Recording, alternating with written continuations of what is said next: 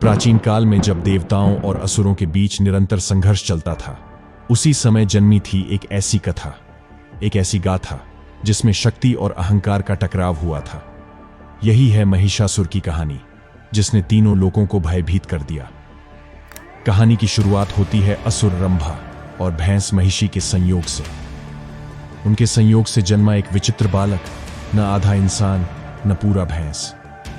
यही था महिषासुर। महिषासुर बचपन से ही असाधारण रूप से शक्तिशाली था। उसकी शक्ति से गांवों के लोग भयभीत रहते। जैसे जैसे वह बड़ा हुआ, उसकी ताकत और क्रूरता भी बढ़ती गई। युवा होने पर महिषासुर ने कठिन तपस्या शुरू की। उसने वर्षों तक जंगल में ध्यान लगाया, अग्नि के बीच खड़ा होकर कठोर साधना की। उसकी तपस्या से ब्रह्मा जी प्रसन्न हुए। महिषासुर ने ब्रह्मा से मांगा, हे प्रभु, मुझे कोई पुरुष, कोई देवता कभी न मार सके। ब्रह्मा ने कहा, तथास्तु, केवल किसी स्त्री के हाथों ही तेरा अंत होगा।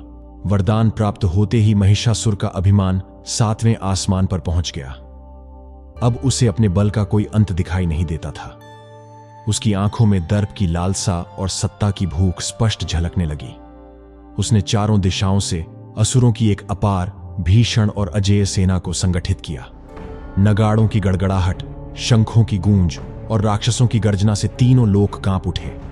इस दैत्य सेना का नेतृत्व करते हुए महिषासुर ने देवताओं की ओर कूच किया। उसका पहला निशाना स्वर्गलोक था। देवताओं और असुरों के बीच भयंकर युद्ध छिड़ गया। एक एक कर इंद्र, अग्नि, वरुण, वायु और अन्य देवता महिषासुर की शक्ति के आगे टिक न सके। अंततः वह क्षण भी आया जब स्वयं इंद्रदेव, देवताओं के राजा, अपने वज्र के साथ युद्ध भूमि में उतरे। परंतु महिषासुर के भीषण प्रहारों के सामने इंद्रदेव भी असहाय हो गए। युद्ध भूमि कांप उठी और देवताओं का साम्राज्य छिन गया। इस प्रकार महिषासुर ने स्वर्गलोक पर अधिकार कर लिया। देवराज इंद्र को अपमानित कर सिंहासन से उतार दिया गया और असुरों का झंडा स्वर्ग में लहरा उठा। चारों दिशाओं में महिषासुर के आतंक और विजय की गूंज फैल गई। स्वर्ग से बेदखल देवता बहुत दुखी हुए। वे भगवान विष्णु और भगवान शिव के पास पहुंचे। इंद्र ने कहा, प्रभु, महिषासुर का आतंक असहनीय है, हमारी रक्षा कीजिए। भगवान विष्णु, भगवान शिव और ब्रह्मा त्रिदेव ने अपनी शक्तियां एकत्रित की।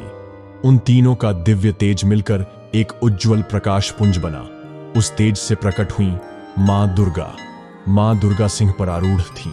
उनकी 10 भुजाओं में भिन्न भिन्न दिव्य अस्त्र सुशोभित थे। उनका तेज इतना प्रचंड था कि तीनों लोक भय से थर्रा उठे। देवताओं ने अपने अपने अस्त्र उन्हें अर्पित किए। विष्णु ने चक्र दिया, शिव ने त्रिशूल, इंद्र ने वज्र, वरुण ने शंख, अग्नि ने शक्ति। देवी ने सभी को स्वीकार कर लिया। महिषासुर को जब यह समाचार मिला तो उसने पहले अपने सेनापतियों को भेजा। वे सब मां दुर्गा के सामने पराजित हो गए। अंततः स्वयं महिषासुर युद्ध भूमि में आया। मां दुर्गा ने ललकारा, असुर, तेरे आतंक का अंत निकट है। महिषासुर ने क्रोध में कहा, नारी होकर मुझ पर विजय पाएगी? असंभव। दोनों के बीच भयंकर युद्ध शुरू हुआ। युद्ध के दौरान महिषासुर बार बार रूप बदलता, कभी भैंस, कभी हाथी, कभी सिंह। परंतु देवी हर रूप में उसका डटकर सामना करती। युद्ध लगातार 9 दिन और 9 रात चला। पहले दिन मां शैलपुत्री बनी, फिर ब्रह्मचारिणी, चंद्रघंटा, कूष्मांडा, स्कंदमाता, कात्यायनी, कालरात्रि, महागौरी और सिद्धिदात्री। हर दिन एक नया रूप, हर दिन एक नई विजय। हर रूप में उन्होंने असुरों का संहार किया। 10वें दिन महिषासुर ने भैंस का रूप धारण कर प्रचंड हमला किया। वह गर्जता हुआ मां दुर्गा की ओर झपटा। मां दुर्गा का क्रोध पूरे ब्रह्मांड में गूंज उठा। उनके नेत्र अग्नि के समान प्रज्वलित हो उठे और वे प्रचंड वेग से महिषासुर की ओर बढ़ी। महिषासुर भैंस के रूप में गर्जना करता हुआ अपनी सींगों से देवी पर प्रहार करने दौड़ा, किंतु मां दुर्गा ने अपने सिंह पर सवार होकर उसे भूमि पर गिरा दिया। उसके अंतिम चीख के साथ ही मां दुर्गा ने बिजली जैसी तीव्र गति से उसकी गर्दन काट दी। महिषासुर का वध होते ही देवताओं ने विजय घोष किया। तीनों लोकों में खुशी छा गई। धर्म की विजय और अधर्म का अंत हुआ। तभी से यह परंपरा बनी कि 9 रातों तक मां दुर्गा की आराधना की जाती है और 10वें दिन विजयादशमी के रूप में धर्म की जीत का उत्सव मनाया जाता है। 9 दिनों और रातों तक चला यह भयंकर युद्ध। अधर्म और अहंकार की हर परत को मां दुर्गा ने अपने अदम्य साहस और शक्ति से नष्ट कर दिया। महिषासुर की गर्जना मौन हो गई और मां दुर्गा का सिंहनाद तीनों लोकों में गूंज उठा।